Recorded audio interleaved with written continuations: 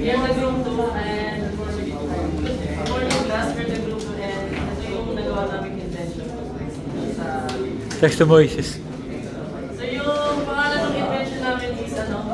Text to voices. So, this guys.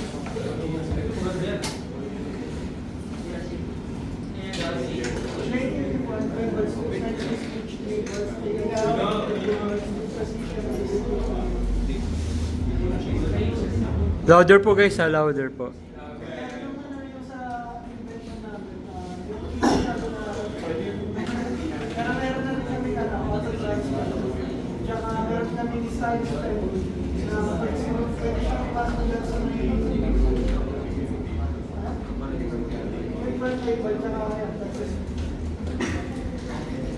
Next sir.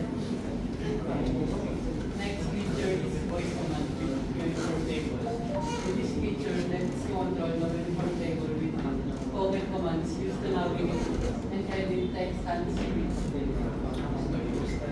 So ayun, mapapansin nyo, ito po yung voice.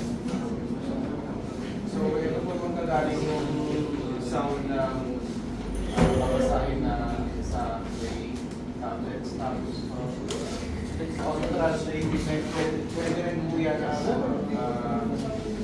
available po through multiple languages like English, Chinese, kung anong languages. Napaka-modern. Next.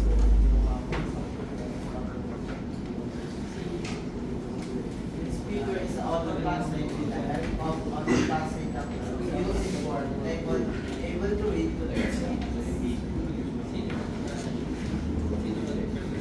Dito po sa invention na auto-translate po yung uniform na hindi na po kailangan i-scan manual kasi meron po. Ah, okay, auto. Sir, ang satisfy naman itong paano purpose ito para may instead of using fingers namin, yung silence na is to actually preserve po yung sensitive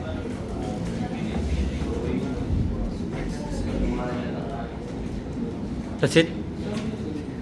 Okay, good job. Thank you. Thank you.